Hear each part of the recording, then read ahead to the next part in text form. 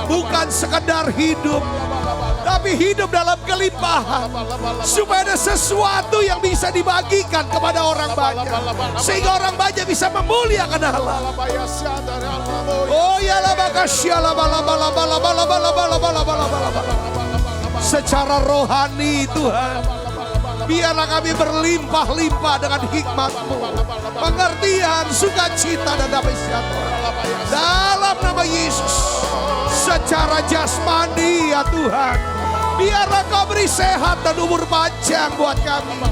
Sehingga kami bisa memuliakan nama-Mu dan melayani Kau seumur hidup kami ya Tuhan. Oh ya lama kasih lama. Tuhan Kau sungguhkan aja memberkati kami secara sosial. Biarlah ya Tuhan dengan pergaulan kami. Dengan kenalan kami, pertemanan dan persahabatan. Banyak orang bisa diselamatkan ya Tuhan. Banyak orang bisa diselamatkan ya Bapa dalam nama Yesus. Banyak orang dikuatkan dalam nama Yesus. Engkau memberkati kami secara sosial ya Bapa. Engkau memberkati kami secara keuangan ya Tuhan. Biarlah Tuhan bukan cuma untuk mencukupi kebutuhan keluarga kami. Kami bisa membiayai pekerjaan-Mu ya Tuhan. Pekerjaan misi ya Tuhan. Dalam nama Yesus. Nama Tuhan dipermuliakan. Dalam nama Yesus. Oh ya lama kasih lama. Terus saudara dengar bunyi sangkakala. Inilah panggilan Tuhan. Panggilan pelayanan.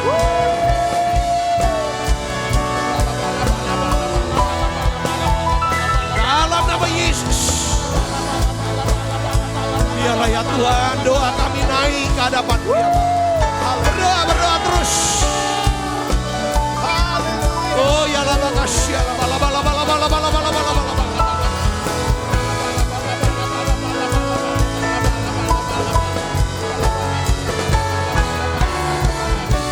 Mengikuti kehendak-Mu Bapa. Mau mengikuti kehendak-Mu ya Bapa. Ku mau selalu menyenangkan hati-Mu. Ku mau mengikuti kehendak-Mu ya Bapa. Ku mau selalu menyenangkan hati-Mu. Mataku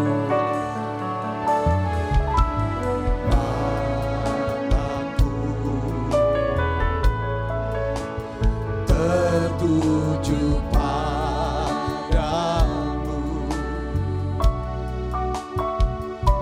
segenap hidupku ku serahkan padamu. Bimbing aku masuk rencana-Mu untuk membesarkan kerajaan-Mu.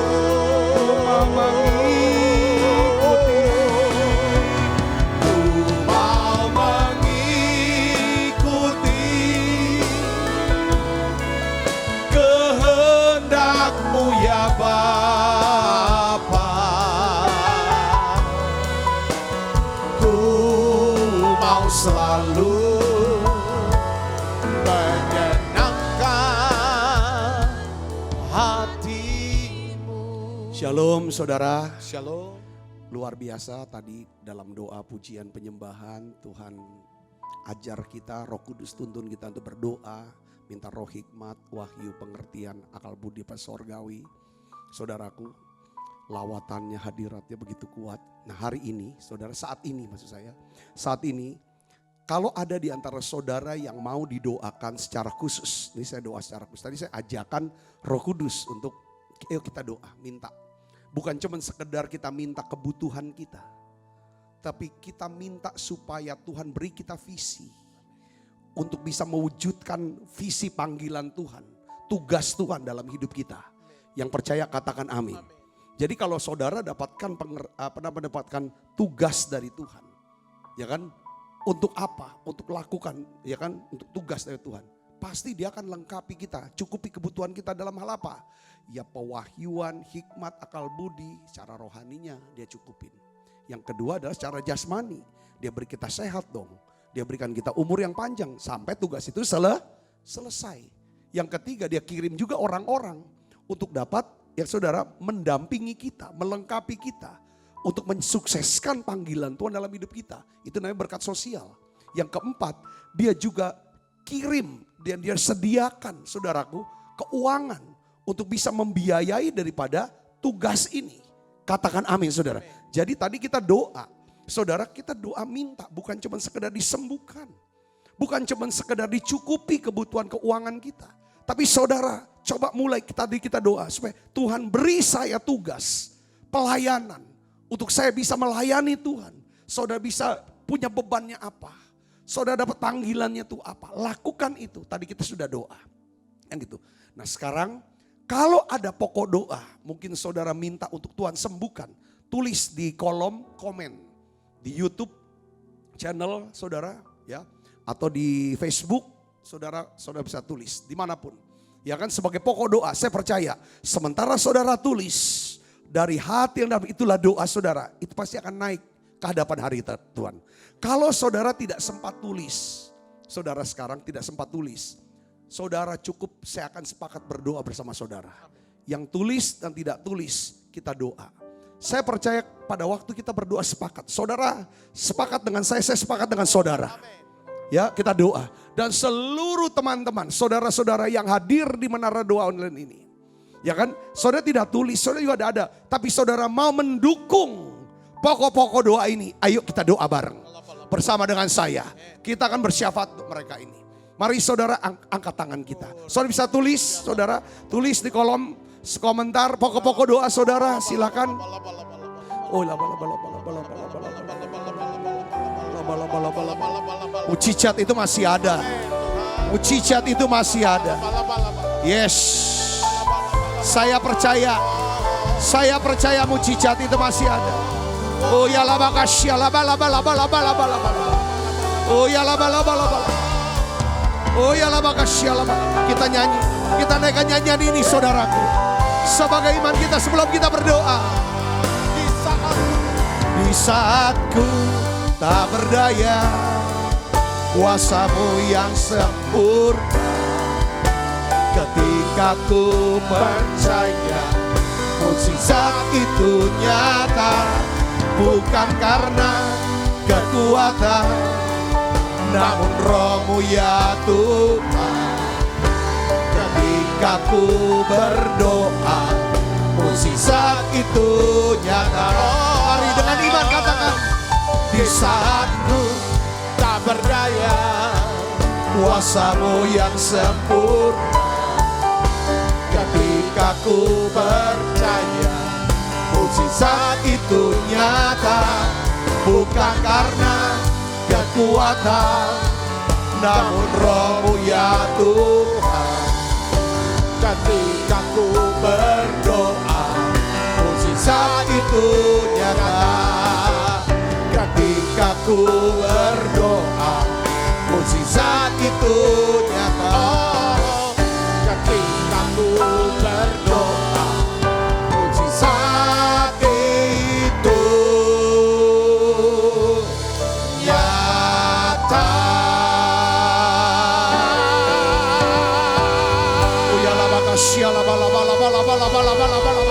Ayo saudara sepakat dengan saya berdoa. Saya sepakat dengan saudara berdoa. Doa dengan segenap hati. Doa dengan iman. Doa dengan percaya.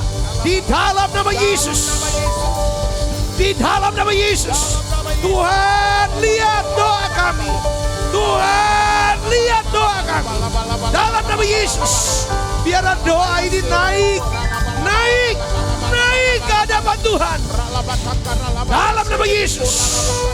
Tuhan ingat anak-Mu ini. Dalam nama Yesus. Dalam nama Yesus. Aku sepakat Tuhan dengan doa anak-Mu ini. Dalam nama Yesus. Jadi sembuh sekarang. Jadi sembuh dalam nama Yesus. Pulih. Pulih. Pulih keuangannya. Dalam nama Yesus keluarganya. Oh ya laba. Tak tersembunyi kuasa-Mu ya Tuhan.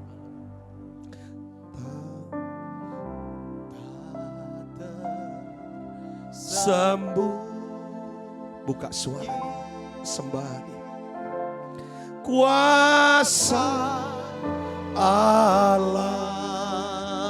Terus nyanyi saudaraku. Kalau lain ditolong, saya juga tangannya terbuka menunggulah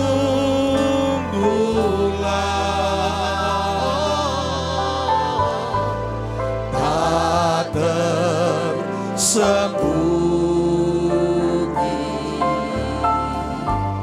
kuasa Allah. Terima kasih Tuhan. Aku percaya yang sakit Tuhan sudah sembuhkan. Amin. Yang lemah Tuhan kuatkan. Yang susah Tuhan hiburkan. Bahkan yang terikat dengan kuasa gelap, semuanya dilepaskan. Ketika kuasa gelap terlepas dalam hidup saudara, maka saudara yang sakit jadi sembuh. Saudara akan melihat surga terbuka. Jalan-jalan, pintu-pintu terbuka buat saudara. Dalam nama Yesus. Terima kasih Tuhan. Hari ini kami berdoa sekali lagi. Urapi kami semua ya Tuhan. Beri ya Tuhan telinga untuk bisa mendengar firman-Mu ini Tuhan. Berikan hati ya Tuhan yang bisa percaya, pikiran yang taat. Urapi hamba-Mu untuk dapat menyampaikan pesan firman-Mu dalam bahasa yang sederhana dan mudah dimengerti. Dalam nama Yesus, semua kita yang siap menerima firman hati gembira, sama-sama katakan amin, amin, amin. Silakan duduk kembali Ibu Bapak. Shalom. Baik, saudara, hari ini judul khotbah saya adalah masih tentang sukses. Kunci hidup sukses, yaitu pentingnya memiliki roh hikmat dan pengertian. Saudara, roh hikmat dan pengertian. Saya ingin ulang lagi saudaraku. Ini memang doa saya. Doa saya ya untuk saudara semuanya. Semua saudara bisa mengalami yang namanya hidup sukses. Apa sih sukses itu? Sukses itu bukan tujuan, tetapi perjalanan untuk melakukan kehendak Allah. Ya, sukses itu adalah kita menjadi ya apa yang Tuhan kehendaki.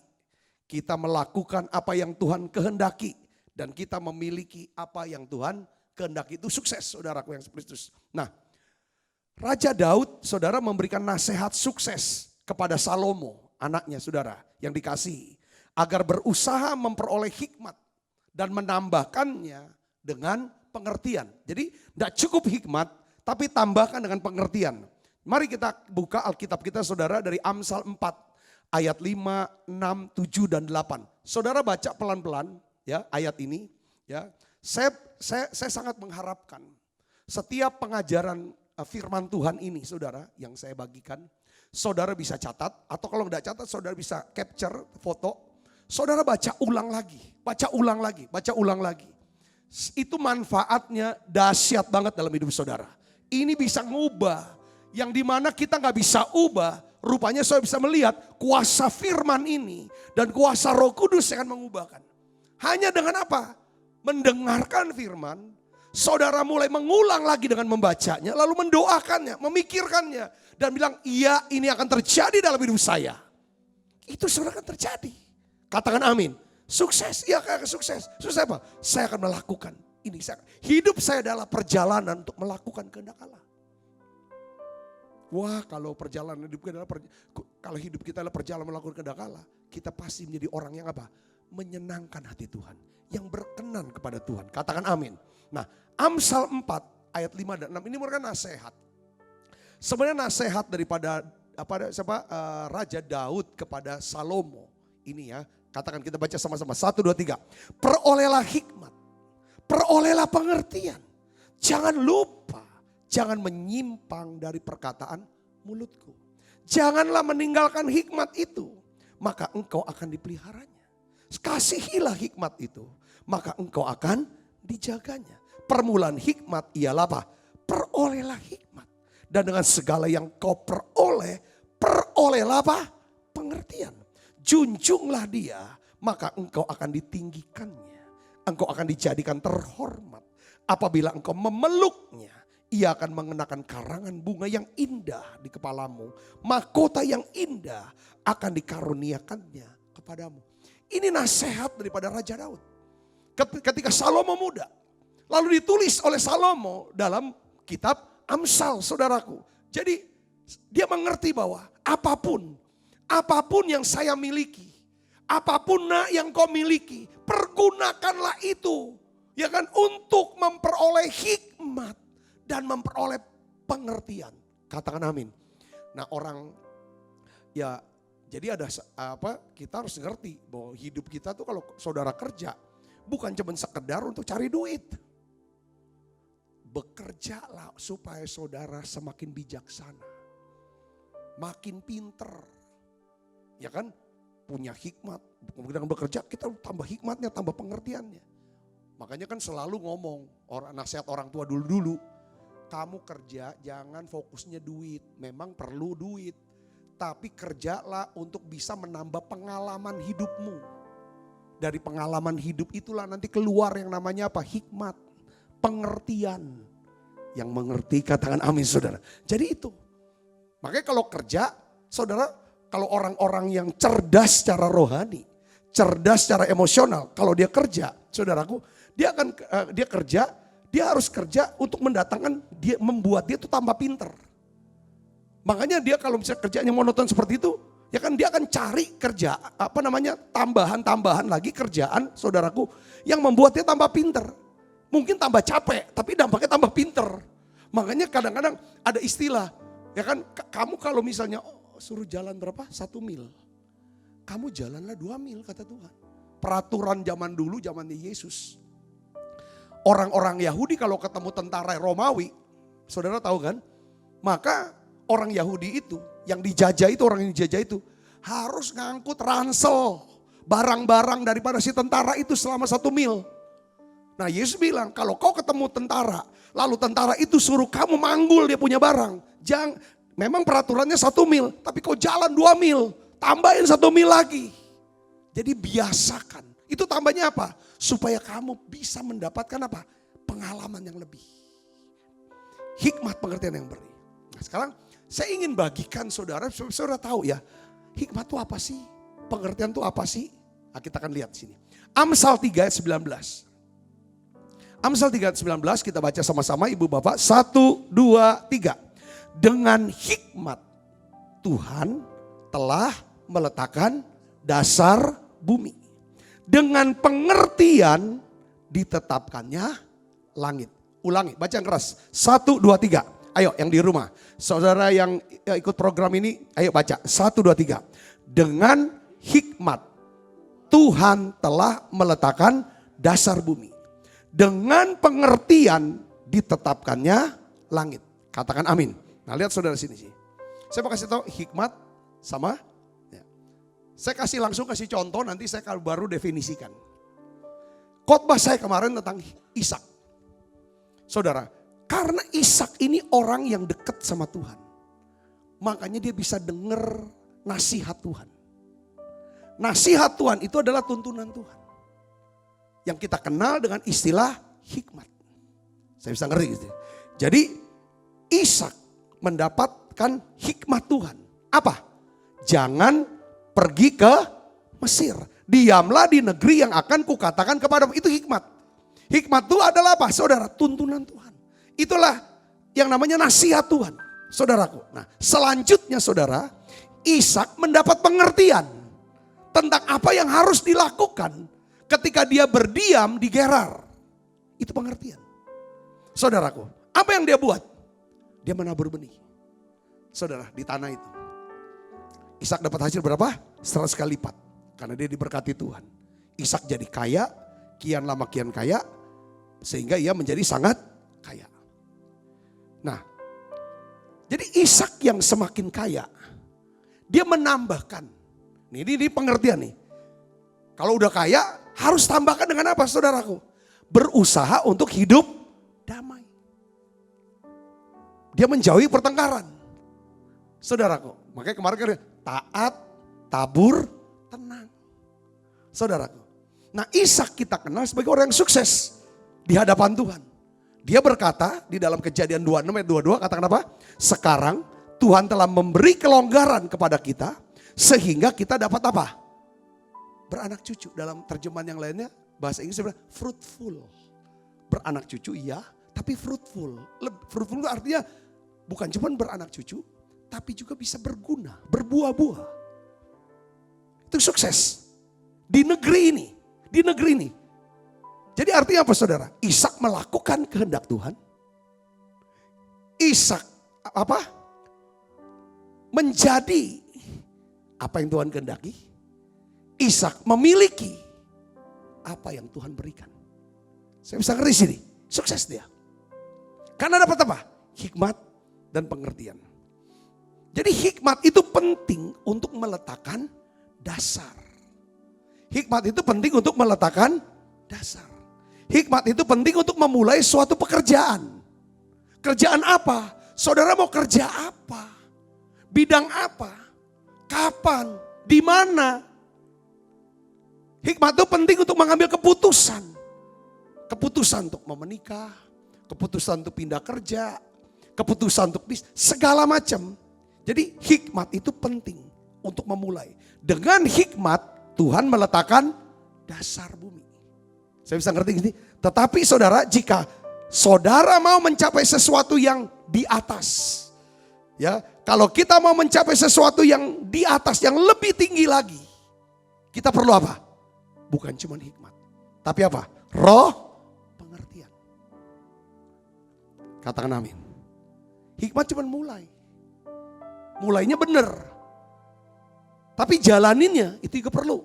Tambahan lagi. Pengertian. Katakan amin. Jadi roh pengertian itu penting untuk mencapai tingkatan yang lebih tinggi. Roh pengertian itu penting untuk dekat dengan yang di atas. Atasan saudara, komandan saudara, bos saudara, majikan saudara. Ini perlu ada roh pengertian, bisa dapat.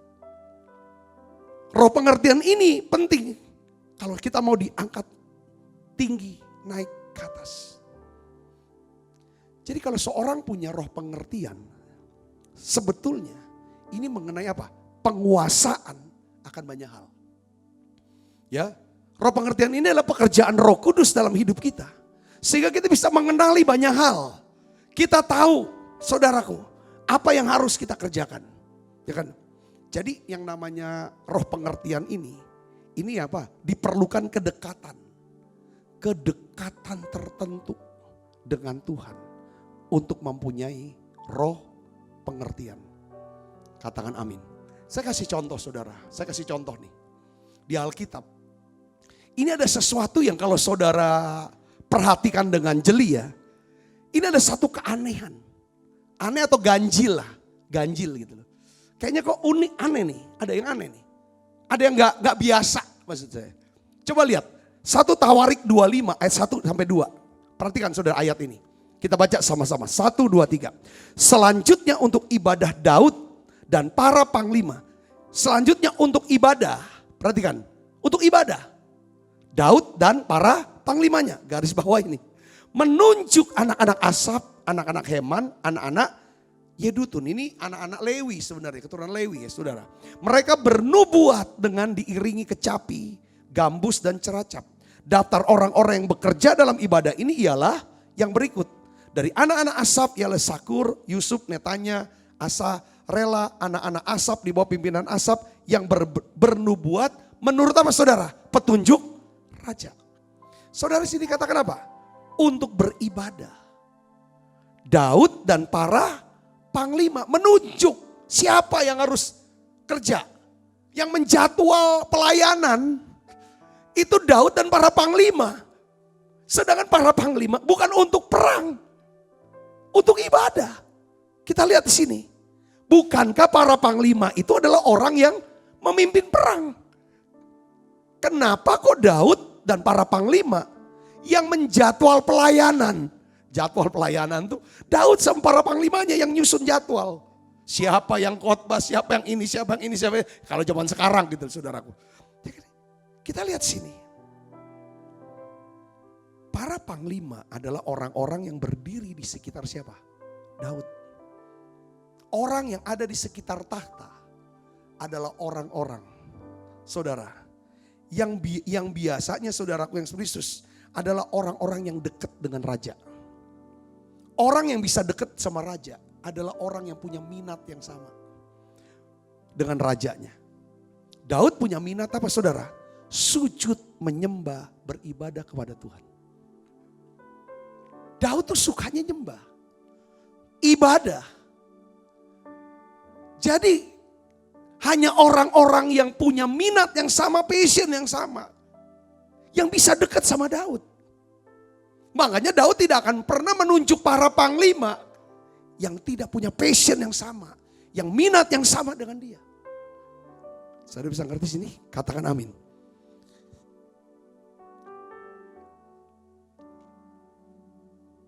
Kalau saudara ya punya pemimpin, ya kalau pemimpin saudara punya passion, punya minat, ya kan, berada di hadirat Tuhan, suka menjangkau jiwa-jiwa sama Tuhan, ya kan. Kalau saudara mau dekat sama pimpinan saudara nih yang rohani, yang suka melayani, saudara harus punya passion yang sama. Kata kuncinya di sana. Ya, passion atasan kita apa, bos kita itu apa. Saudara tahu. Kalau saudara punya passion yang sama, saudara akan nyambung ngobrolnya, nyambung kerjanya. Ya kan? Sebab apa yang kita kerjakan itu yang menjadi kehendak selera hatinya. Maka hasil kerja saudara akan sesuai dengan hatinya. Katakan amin. Ya. Kalau kita nggak punya passion yang sama, ya kan saudara, dengan atasan, ya kan terus terang, saudara tuh bukan disingkirkan, tapi saudara tuh nggak nyambung sama dia. Kadang-kadang tuh bos tuh yang bikin orang tuh deket, bukan jilat mau apa, nyambung dengan ngomongannya dia. Apa kesukaan, kalau tema-tema apa yang dia suka ngobrol, saudara bisa nyambungin. Makanya harus belajar banyak hal tema-tema itu. Sesuai, selaraskan. Saudaraku, kalau dia itu pemimpin pengambil keputusan, saudaraku, Daniel, dia bisa melayani berapa rejim pemerintahan. Ya, saudaraku, raja silih berganti, jabatan Daniel tetap. Kenapa? Karena Daniel itu punya roh, namanya roh pengertian. Dia bisa tahu, ini yang untuk bisa punya roh pengertian. Aku ngerti raja ini, minatnya ini, nyambungnya ini, kebutuhannya ini. Dan ini aku yang penuhin. Aku yang atasin, aku yang layanin. Jadi enggak tergantung politik, saudaraku. Kadang kita kalau bos ganti, yang ini kita diseneng, naik pangkatnya cepet. Ganti bos, terbuang kita. Nanti cari lagi. Harusnya saudara, kalau saudara punya roh pengertian, siapapun bos saudara, saya percaya sebagaimana Tuhan bisa pakai Daniel, Tuhan juga akan pakai saudara. Yang percaya katakan amin. Nah di sini penting saudaraku, makanya untuk sama Tuhan, supaya kita dipakai awet sama Tuhan, kita harus punya roh pengertian ini. Ke manusia aja kita harus tahu nyambungnya apa nih. Kalau bos tuh kalau ngomong soal kuliner, ya kita jangan bilang aku nggak suka kuliner. Ya udah jauhlah sama bos. Saudara, walaupun saudara nggak suka makan, tapi kuasai kuliner, nyambung ngomongnya. Jadi dari nyambung ngomong nanti bos punya pikiran-pikiran, punya rencana-rencana kerja yang dimana kita bisa masuk di situ, selesaikan itu. Saya bisa bersini katakan amin, ya kan? Nah Tuhan juga begitu. Dia ngomong kok, Tuhan ini buka loh rahasianya Tuhan. Saudara mau nggak jadi orang yang dipakai, dipilih Tuhan dan dipakai Tuhan? Harus punya apa? Roh pengertian. Makanya di dalam Yeremia 3:15 ini dikatakan begini, aku akan mengangkat bagiku gembala-gembala yang sesuai dengan hatiku. Siapa orang yang sesuai dengan hatinya Tuhan? Mereka akan menggembalakan kamu dengan apa? Pengetahuan dan pengertian. Kalau orang punya pengetahuan, orang ini suka belajar.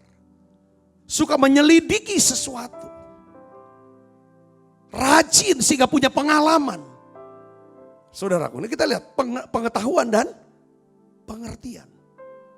Jadi kata kunci di situ. Saya ulangi lagi saudara tentang Daniel. Daniel 1:17.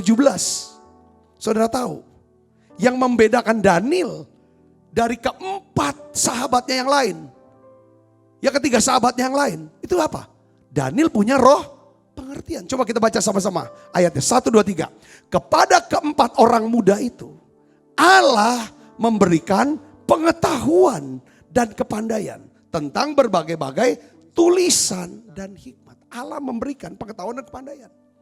Sedangkan Daniel bukan cuma pengetahuan kepandaian, tapi juga mempunyai apa?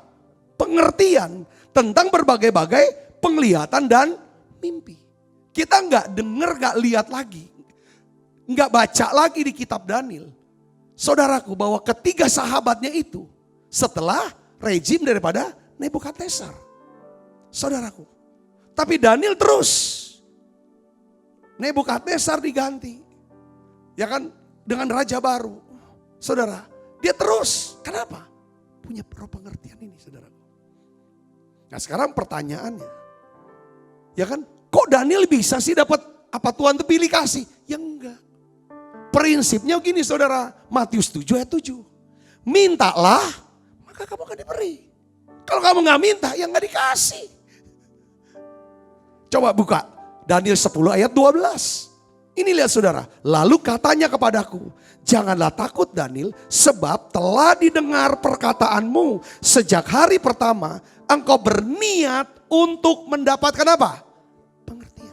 Selalu Daniel berdoa dan tanya, minta apa? Pengertian. Dan untuk merendahkan dirimu di hadapan Allahmu, dan aku datang oleh karena perkataanmu. Jadi saudara, untuk memulai sesuatu, mengambil keputusan itu perlu hikmat. Saudara ya, hikmat untuk memulai, meletakkan dasar. Tapi untuk mencapai sesuatu yang tinggi. Ya kan, untuk mencapai langit, itu perlu apa? Pengertian. Ya kan, dengan hikmat Allah meletakkan dasar bumi. Saudara, dan dengan pengertiannya, itu dia tetapkan langit. Saya berdoa saudara yang hadir di program Menara Doa ini. Saudara jangan cuma minta hikmat Tuhan untuk memulai. Tambahkan dengan pengertian. Katakan amin saudara. Ya kan, tambahkan dengan pengertian. Oh, kita sering ngomong begini sama orang. Siapa sih orang yang paling cocok dengan saudara? Paling dekat sama saudara. Pasti saudara ngomong, dia nih orangnya pengertian. Makanya aku cocok sama dia. Artinya orang ini punya roh pengertian sama saudara. Ngerti gak saudara? Dia ngerti sama saudara. Kapan harus ngomong, temanya apa, waktunya kapan, apa yang harus. Dia ngerti dan bikin saudara tuh senang. Ke Tuhan tuh harus segitu. Katakan amin saudara. Baru awet. Hubungan kita awet, rezeki awet, pelayanan awet, karir saudara awet. Itu roh pengertian. Katakan amin. Jadi prakteknya tuh gimana? Kok Daniel yang dapat pengertian temen 3 ya katanya enggak. Cuma pengetahuan ya. Apa saudaraku? Kita lihat. Karena dia minta pengertian. Artinya apa? Praktek saya. Kalau ada apa-apa. Jika ada apa-apa. Berdoa. Kalau mau apa-apa. Berdoa. Kalau kena apa-apa. Berdoa. Berdoa tuh targetnya tuh apa? Produknya apa? Hasilnya apa? Dapetin pengertian. Pengertian tentang apa? Kehendak Tuhan. Doa bukan supaya Tuhan ngikutin kehendak kita. Doa adalah kita mau ngerti, punya pengertian akan kehendak Tuhan, akan rencana Tuhan. Yang ngerti katakan amin saudara. Kalau kita tahu kehendak Allah, kita lakukan kehendak Allah itu, maka kita akan jadi seseorang dan memiliki sesuatu yang dikehendaki Allah. Itu yang namanya sukses. Saya bisa ngerti sini, katakan amin. Tadi kita sudah bahas di dalam doa. Ketika Yesus sedang berjalan melewati Yeriko. Kalau dilewati saja nggak ada apa-apa. Cuma dapat debunya aja. Saudaraku, karena Yesus kalau jalan selalu banyak orang. Tapi kalau dilawat itu dapat berkatnya. Setiap orang Kristen harusnya dalam doa, pujian, dalam setiap ibadahnya. Jangan cuma dilewat. Tapi harus dapat lawatan. Katakan amin saudaraku. Nah, Bartimius pada waktu ditanya sama Tuhan. Dia kan berdoa dong. Yesus, ada kasihani aku. Ditanya sama Tuhan. Ya kamu berdoa. Apa yang harus aku mau lakukan? Dia minta apa? Supaya mataku bisa melihat. Itu sama juga dengan supaya aku bisa mengerti. Bisa melihat. Melihat bicara pengertian. Ngerti akan rencanamu. Ngerti akan kehendakmu. Dan aku bisa ikuti engkau. Kemana engkau pergi. Saya bisa bersini. Katakan amin. Seperti Salomo. Di awal-awal. Tuhan bilang, kau mintalah apa yang kamu ini. Karena aku terkesan banget. Kamu cukup bawa bikin satu mesbah, korban. Satu binatang aja di korban, aku udah seneng. Kau beri 1000, kau gak pelit. Kau gak kikir, kau murah hati. Aku juga murah hati. Menyentuh orang yang murah hati. Bergaul dengan orang yang murah hati. Kita harus menjadi pribadi yang murah hati. Saya bisa ngerti sini. Kita gak akan pernah nyambung dengan orang murah hati. Saudaraku, kalau kita jadi orang yang kikir. Pasti para panglima Daud itu orang-orang yang sama dengan Daud murah hati. Terbukti saudara, mereka juga ketika Daud memberikan emasnya, peraknya, batu permata, segala macam kekayaannya sampai triliunan rupiah. Saudara baca di 2 Tawarik yang terakhir. Alkitab bilang para panglima dia serahkan juga kekayaannya. Itu nyambung. Ngerti gak saudara? Katakan amin. Nah ini. Ya. Jadi kata kuncinya adalah apa? Doa. Kalau ada apa-apa, mau apa-apa. Doa untuk apa? Supaya mata kita bisa melihat. Makanya ada nyanyi, open the eyes. Ada lagu ini. Open the eyes of my heart, Lord. Open the eyes of my heart. I want to see you. I want to see you. Open the eyes, hallelujah. Open the eyes of my heart, Lord. Open the eyes of my heart. I want to see you. I want to see you. To see you high, Lord. To see you high and lifted up, shining in the light of glory. For all the power and love as we sing holy, holy, holy. Amin saudara. Jadi ya kurang-kurang seperti itu. Nah kalau kita punya roh pengertian, kira-kira hal-hal apa yang akan mengikuti kita? Saya catat saudara paling ada 4. Ini penting saudara. Ya kita pasti punya sudut pandang atau perspektif ilahi ya. Yang pertama adalah kita akan mengerti saudara. Apa yang sedang terjadi di balik layar hidup kita ini. Jadi kita bisa tahu ini behind scene-nya. Ya kan di balik layar, di balik panggung kehidupan ini apa yang sebenarnya. Dan kita bisa tahu kenapa terjadi semua ini. Kita tahu. Kalau kita udah tahu apa yang sedang terjadi, kita stres apa enggak? Enggak, kita tenang. Seperti Yesus.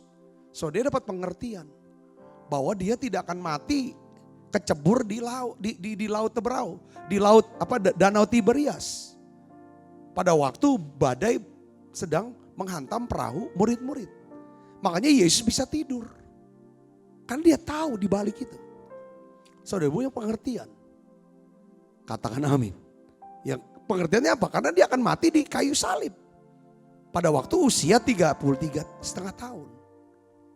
Saya ulang lagi, Petrus pun besok mau divonis mati sama Herodes. Malam ini dia masih bisa tidur. Tangannya dibelenggu, kakinya dibelenggu. Dikawal oleh 2 orang pengawal. Saudaraku, Dia bisa tidurnya besok mau dipukul mati. Kenapa kok dia bisa tenang? Karena dia tahu apa yang sedang terjadi. Ini roh pengertian nih main nih. Pengertiannya dapat dari mana? Dari firman. Karena Yesus berkata, waktu kamu muda kamu bisa pergi kemana kamu kehendaki. Waktu kamu sudah tua akan ada orang yang ikat tangan kamu. Dan membawa kamu ke tempat yang dimana kamu kena. Itu di mana? Yohanes pasal 21, saudara bisa baca itu. Yesus bicara sama dia. Nah dia tahu saat itu dia masih muda. Belum waktunya untuk meninggal dunia. Tapi pemerintah sudah vonis dia mati gara-gara dia memberitakan Injil. Tidur aja. Dia lebih percaya firman Tuhan daripada perkataan manusia, vonis manusia. Katakan amin saudara. Kalau saudara punya roh pengertian. Hari ini saudara divonis dokter sekian bulan lagi akan meninggal karena penyakit ini. Dengar baik. Kalau itu saudara orangnya. Dengar. Kalau saudara punya roh pengertian dari firman Allah. Saudara tahu. Saudara masih punya tugas yang harus diselesaikan. Sekarang tugasnya belum selesai. 6 bulan ke depan belum selesai itu tugas. Dan saudara memang mau menyelesaikan tugas itu. Dengar baik. Vonis itu akan batal. Saudara akan sembuh. Saudara akan tetap panjang umur. Supaya tugas saudara bisa selesai. Katakan amin. Penting. Saudara akan disita rumah. Mungkin ditutup usahanya segala macam habis semua. Mungkin harus lewati masa habis. Karena bangkrut. Dengar baik. Tuhan tuh kasih tugas kan ke saudara. Untuk membiayai pekerjaan Tuhan. Untuk membiayai pekerjaan misi. Saudara yang selama ini menabur pekerjaan Tuhan. Tapi hari ini bangkrut karena masa krisis. Dengar baik. Saudara bisa berkatakan di vonis ini. Ini vonis manusia. Saudara tahu. Saudara masih punya tugas. Dengar baik. Tuhan akan balikan keadaan saudara. Dan memberikan kepada saudara 2 kali lipat. Seperti dia berikan kepada Ayub. Katakan amin. Roh pengertian inilah yang membuat iman saudara tetap hidup. Ini dia penting. Saya ulang lagi. Ketika gereja harus ditutup pintunya. Karena ada keputusan dari pemerintah. Maklumat dari Kapolri. Tutup gereja. Saudaraku. Apa yang harus kita buat? Kita udah tahu. Saya datang sama Tuhan. Saya bawa ini. Karena saya tahu. Saya belajar firman ini saya sudah khotbahkan sering kali. Saya belajar seperti Daniel. Saya mau minta pengertian dari Tuhan. Roh pengertian. Tuhan, kalau ada apa-apa. Ya kan? Kalau kena apa-apa. Kalau mau apa-apa. Doa minta pengertian. Apa kehendak Tuhan? Kehendak Tuhan tuh bicara apa? Nasihat Tuhan tuh apa? Tuntunan Tuhan itu apa buat kami? Ya kita bisa pakai istilah perintah Tuhan itu apa harus kami kerjakan. Apakah pelayanan kami sudah selesai? Atau masih lanjut? Kalau lanjut, dikasih tahu lanjut, pasti semuanya dicukupi. Katakan amin. Nah Tuhan beri kita, Tuhan kasih pengertian. Kau buat program menara doa online setiap hari. Setiap malam. 18.45. Aneh kan, orang kan biasanya jam 7 lah. Kok pakai 45? Tuhan bilang gak usah robah jam itu. Karena itulah jam di mana pada waktu 2003 kami memulai satu pelayanan namanya, saudara, doa pengurapan. Tiap hari Selasa jam 18.45 itu mulai. Setiap Selasa 18.45, tiap minggu. Berminggu-minggu, berbulan-bulan, bertahun-tahun. Dari 2003 saya ingat. Gereja ini ada. Gedung gereja awal. Sampai 2020. 17 tahun setiap Selasa kami buat. 18.45. Itu gelombang penuaian jiwa. Luar biasa hebat. Banyak orang sakit disembuhkan lewat hari Selasa itu. Doa pengurapan itu saudara. Rasa haus, lapar jemaat. Dari orang yang datang tuh kurang lebih, saudara, cuma 30 orang. Sampai ratusan bahkan ribu orang datang hari Selasa. Saudaraku, dan terus konsisten 17 tahun setiap hari Selasa. Gak ada libur. Itulah tuntunan Tuhan buat kami. Kami dapat pengertian itu. Dan dari situlah kami melihat penuaian besar terjadi. Tuhan percayakan pelayan-pelayanan lainnya. Tuhan percayakan fasilitas gedung-gedung gereja. Tanah-tanah terus lewat pengertian ini. Setelah waktu masuk pandemi kita udah tahu lagi. Tidak bisa lagi ibadah doa pengurapan, tidak bisa lagi doa ibadah seperti biasa. Roh Kudus bilang, buat menara doa. Itu pengertian. Dan dampaknya luar biasa. Jauh lebih besar daripada doa pengurapan. Katakan amin. Yang hadir di YouTube, saya melihat sekian ribu orang. Saya berdoa sih sekian juta satu hari. Satu hari kelak. Katakan amin untuk kemuliaan nama Tuhan. Katakan amin saudaraku. Ya kan? Jadi kalau kita punya roh pengertian, kita tahu apa yang sedang terjadi. Lalu bagaimana? Kita tahu penyebabnya itu apa. Bagaimana solusinya. Itu Roh Kudus punya main. Oleh karena kita harus kalau doa minta pengertian gimana. Terus gini saudara. Kalau kita punya roh pengertian. Kita tuh bisa tahu kenapa orang itu bereaksinya kok seperti itu. Kok orang itu bisa lakukan hal yang seperti itu. Kok dia begitu? Kita gak stres. Kita tahu, dia kasih tahu penyebabnya ini. Jadi kita bisa sabar, kita bisa tenang. Kita tetap mengasihi. Itu roh pengertian itu dahsyat banget penting. Ini yang makanya roh pengertian itu yang membuat kita tuh jadi besar, jadi tinggi. Untuk mencapai langit. Roh pengertian. Kalau kita punya roh pengertian, ya, kita tuh lebih mudah untuk melihat orang, bergaul dengan orang lain. Karena kita punya sudut pandangnya tuh Tuhan. Sudut pandang apa? Kasih. Katakan amin. Dan kita juga bisa mengenali atau membedakan waktu Tuhan dengan lebih mudah. Ini waktu Tuhannya kapan? Ini waktu Tuhan untuk ngapain? Ini waktu Tuhan untuk buat apa? Dahsyat saudara. Saya berdoa. Biar roh pengertian ini turun buat hidup saudara. Katakan amin. Nah sekarang saya akan dalemin lagi. Salomo tulis di dalam Amsal 24 ayat 3 sampai 4. Kita terus saudara, kita akan lihat lagi. Gini ya perbedaannya. Kita baca sama-sama. 1, 2, 3. Dengan hikmat rumah didirikan. Ya tetapkan dengan hikmat. Jadi hikmat itu adalah dasar. Ya kan awal kita bertindak itu perlu hikmat. Saudara, supaya bisa berhasil. Terus udah dengan kepandaian rumah ditegakkan. Dengan kepandaian yang kedua. Ya, kata kedua adalah kepandaian. Kata ketiga adalah apa? Dengan pengertian kamar-kamar diisi dengan bermacam-macam harta benda yang berharga dan menarik. Ini bisa rumah beneran rumah. Tapi biasanya saudaraku yang Kristus ya. Kalau Alkitab cerita rumah itu bicara tentang apa? Kehidupan.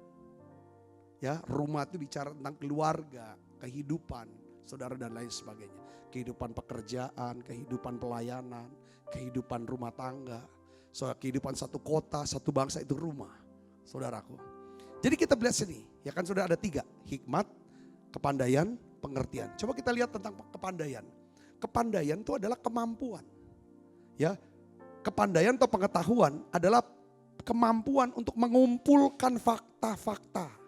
Data-data, ide-ide melalui apa? Melalui sekolah, melalui riset, melalui investigasi, penyelidikan, observasi, atau melalui pengalaman. Jadi orang bisa punya pengetahuan karena pengalaman. Karena dia suka menyelidiki sesuatu.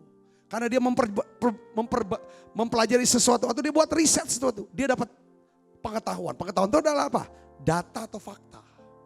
Nah sekarang saudara, kalau saudara bisa menggunakan fakta dan data atau pengetahuan ini, makanya itu disebut sebagai apa? Hikmat. Jadi hikmat itu penting untuk meletakkan dasar, memulai sesuatu hal, mengambil keputusan. Jadi kalau saudara punya hikmat, kalau saudara punya hikmat, maka hikmat itu penting untuk meletakkan dasar. Untuk memulai sesuatu hal, untuk mengambil keputusan. Berdasarkan apa? Pengetahuan yang saudara punya. Hikmat adalah kemampuan untuk membedakan dan memilih berbagai aspek dari pengetahuan yang benar dan tepat. Jadi kalau kita punya hikmat, itu artinya kita sudah pasti punya pengetahuan terlebih dahulu. Katakan amin. Nah, ini berbeda dengan pengertian. Ya saudara, pengertian. Pengertian adalah itu level pemahaman yang lebih dalam, lebih jelas dari sekedar mengetahui tentang kehidupan, tentang pengetahuan atau tentang hikmat. Kalau saudara memiliki roh pengertian, itu artinya di dalamnya sudah mencakup apa? Punya pengetahuan dan hakikat dari hikmat. Pengertian adalah pemahaman yang benar tentang hidup kita, gambaran yang lebih besar dari bagaimana sesuatu itu bisa terjalin. Saya kasih contoh begini saudara. Contohnya gini, perbedaannya apa? Perbedaan pengetahuan, hikmat, sama pengertian. Contohnya begini. Kalau saudara punya pengetahuan begini artinya. Saudara mengetahui luas tanah milik kepunyaan saudara seluas 100 hektar. Itu saudara punya tanah. Karena saudara punya pengetahuan. Pengetahuannya dari mana? Oh, saya punya sertifikatnya Pak Sabta. Makanya saya tahu tanah saya 100 hektar. Tapi kalau saudara yang punya tanah, tahu punya tanah itu adalah pengetahuan. Kalau saudara punya hikmat, saudara akan buat apa dari tanah itu? Saudara akan pagari. Saudara sudah buat batas-batas, pagar sekeliling tanah milik saudara. Tujuan untuk apa? Supaya gak diserobot orang. Untuk lindungi tanah saudara, itu hikmat. Betul gak saudara? Katakan amin. Tapi beda. Kalau saudara punya pengertian, perhatikan sini saudara.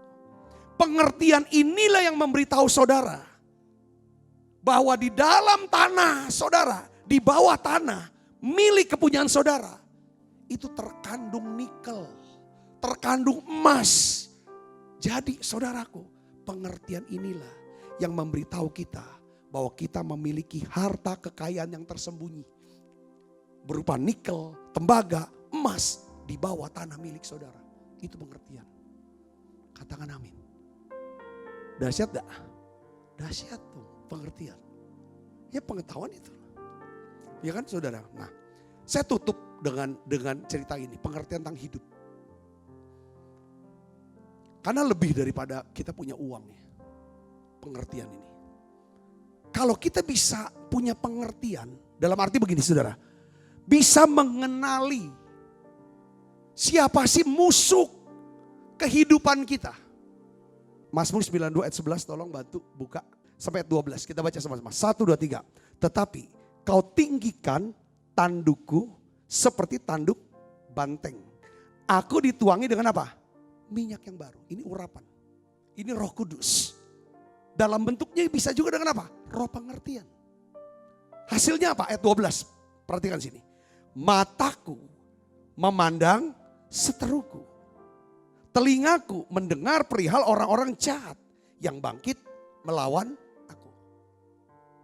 Negara yang kuat, pasukan yang hebat, saudara, adalah negara atau pasukan yang bisa mengenali musuhnya. Informasi tentang musuhnya. Katakan amin. Nah kadang banyak orang Kristen begini, kenapa ya?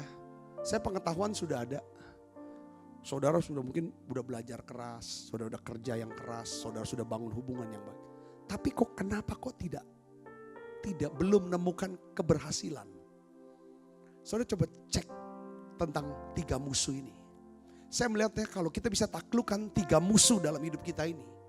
Musuh kita tuh bukan si A, si B, si C, bukan. Musuh kita ini adalah, saudaraku, 3 sifat ini. Yaitu apa? Saudara, pertama, saya mau sebut sebagai musuh kita yang namanya keserakahan. Yang kedua adalah kesombongan. Yang ketiga adalah hawa nafsu daging. Kalau kita bisa mengenali dan menaklukkan musuh-musuh kehidupan kita ini, maka kita akan menjadi sukses melakukan kehendak Tuhan. Ya, kita bisa sukses menjadi orang yang sesuai dengan kehendak Tuhan. Kita akan menjadi orang yang sukses melakukan sesuatu yang sesuai dengan kehendak Tuhan. Ini 3 taklukan saudara. Wah ini perjuangannya berat. Makanya saudara di sini. Kalau saudara suka ikut nih menara doa online, saudara suka baca Alkitab, roh pengertian itu kan turun terus setiap hari. Kita perlu bertumbuh dalam roh pengertian ini. Dari roh pengertian ini pasti ada hikmatnya, pasti ada pengetahuan. Nah ini ketiga hal, ini hasil daripada apa? Hasil daripada keintiman dengan Roh Kudus. Katakan amin saudaraku.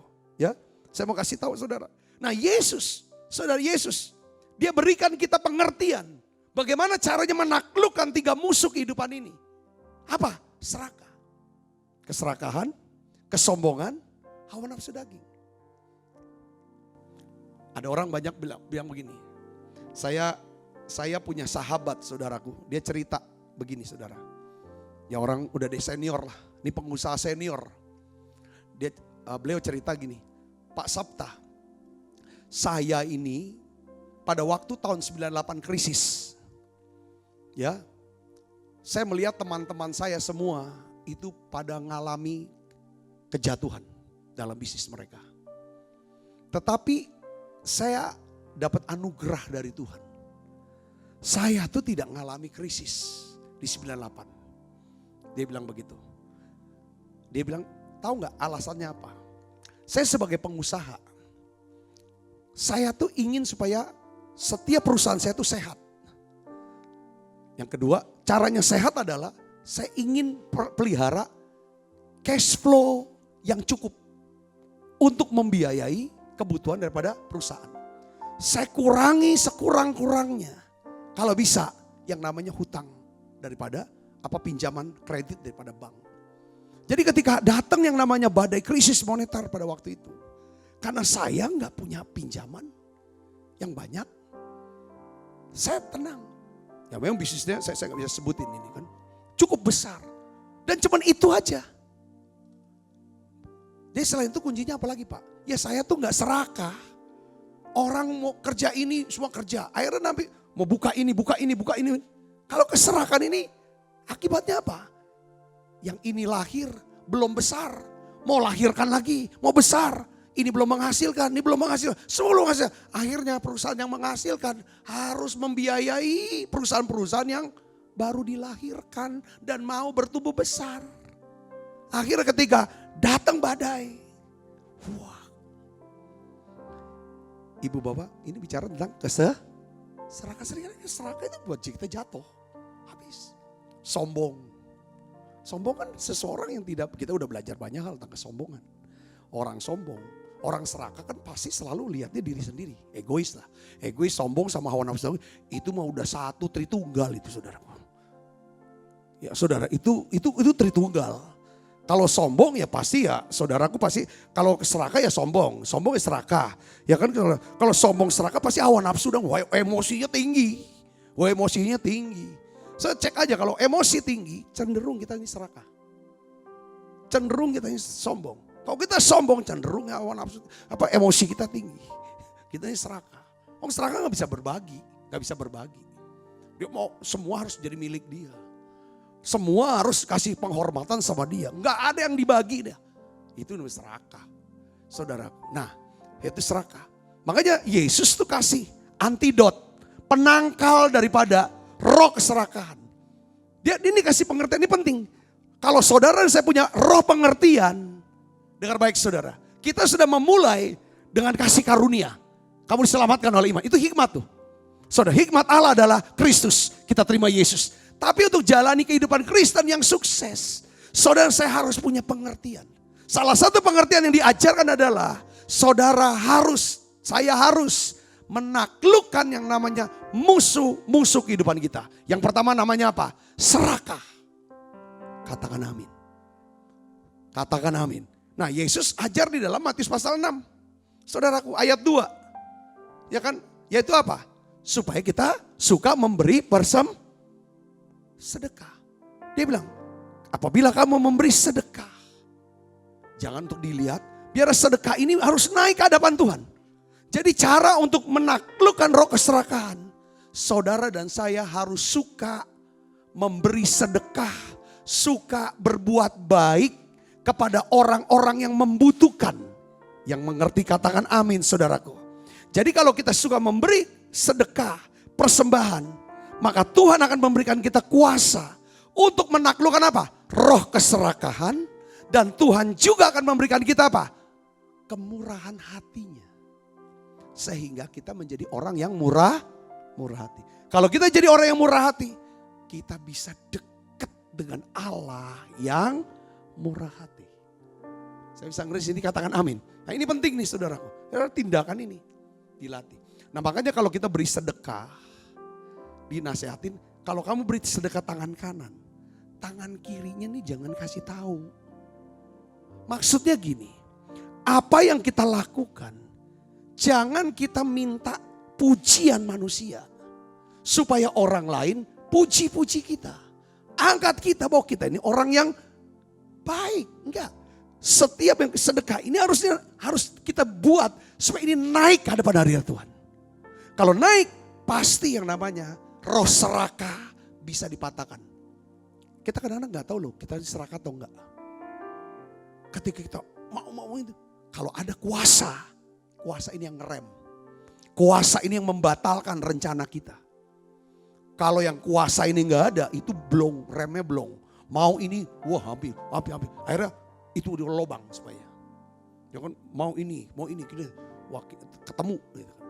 Yang kedua, saudara, Tuhan bilang apa? Untuk ngatasi yang namanya yang kedua, kesombongan. Tuhan kasih apa? Obatnya apa saudara? Penangkalnya apa? Berdoa. Ada 3 perintah Tuhan. Ya kan? Di Matius pasal 6, saudaraku. Yaitu adalah, pertama adalah bersedekah, Matius 6 ayat 2. Matius 6 ayat 5 adalah berdoa. Yaitu kalau kita berdoa, itu akan memberikan kita kuasa untuk menaklukkan apa? Kesombongan. Dan memberikan kita kerendahan hati. Sehingga kita bisa menjadi orang yang apa? Rendah hati. Yang ketiga Tuhan suruh kita apa? Puasa. Ya, puasa ini saudara memberikan kita kuasa untuk menaklukkan apa? Hawa nafsu daging kita. Dan memberikan kita penguasaan diri dan sabar sehingga kita bisa menjadi besar hati. Yang mengerti katakan amin.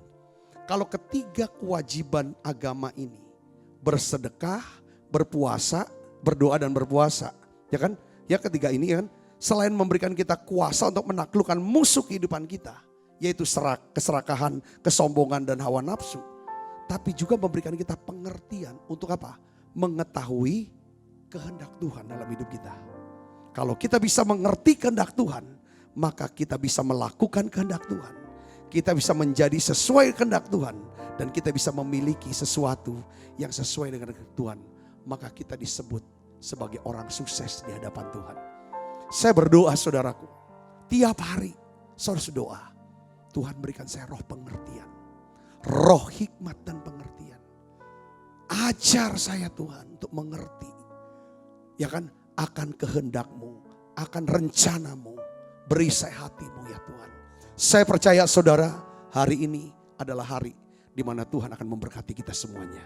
Amin. Yuk kita akan bangkit berdiri. Ku mau mengikuti kehendak-Mu ya Bapa. Ku mau selalu menyenangkan hati-Mu.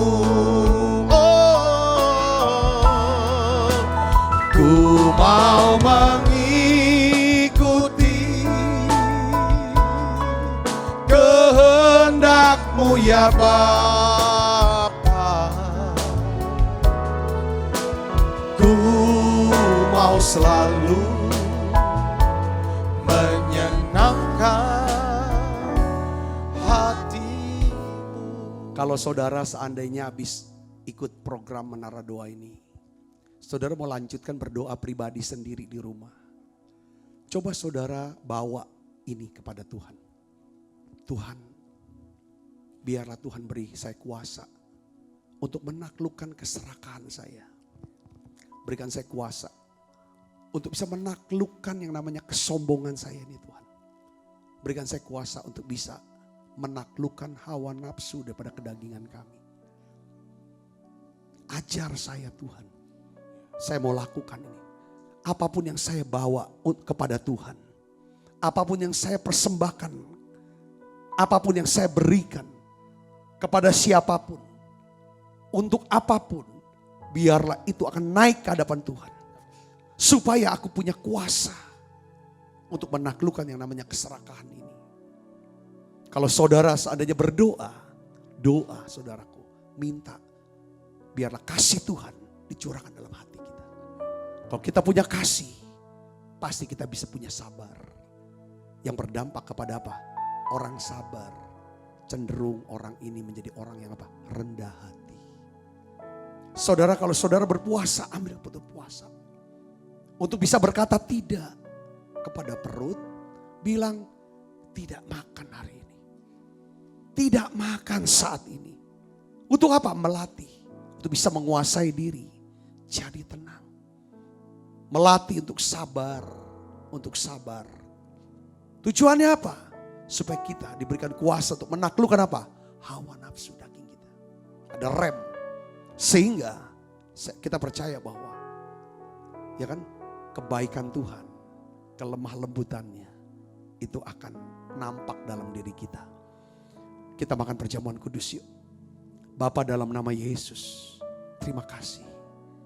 Hari ini kami minta roh hikmat dan pengertian. Kami mau dekat dengan Tuhan. Hanya orang yang minta pengertian, orang ini bisa dekat dan kenalkan hati Tuhan. Pakai kami dan pilih kami Tuhan untuk melayani-Mu. Kami mau punya pengetahuan dan pengertian itu. Jadilah orang yang penuh pengertian. Tahu, biar kami dikenal sebagai orang yang murah hati, bukan serakah. Rendah hati, bukan sombong. Orang yang sabar, bukan orang yang menuruti hawa nafsu daging. Terima kasih Tuhan, terima kasih. Sebab apa yang telah kuteruskan kepadamu, telah aku terima dari Tuhan. Yaitu buat Tuhan Yesus pada malam waktu yang diserahkan mengambil roti, kata roti. Dan sudah itu ia mengucap syukur atasnya. Ia memecah-mecahkannya dan berkata, inilah tubuhku yang diserahkan bagi kamu. Perbuatlah ini menjadi peringatan akan aku, saudaraku. Bukankah roti tangan kita ada persoalan kita dengan tubuh Kristus? Mari kita makan dalam.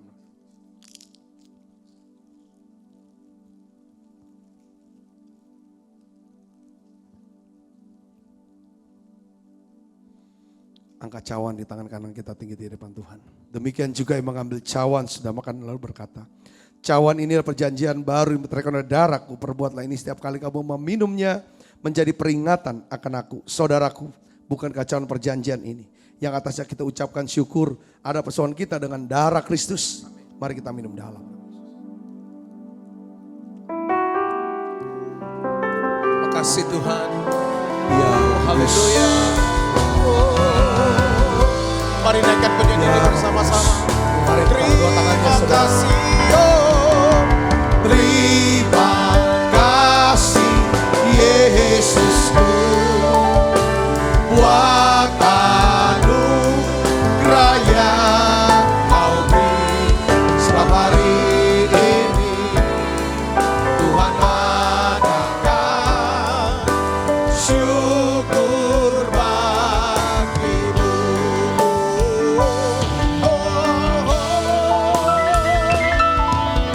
Terima kasih Yesusku buat anugerah yang Kau beri setiap hari ini. Tuhan adakan syukur bagimu.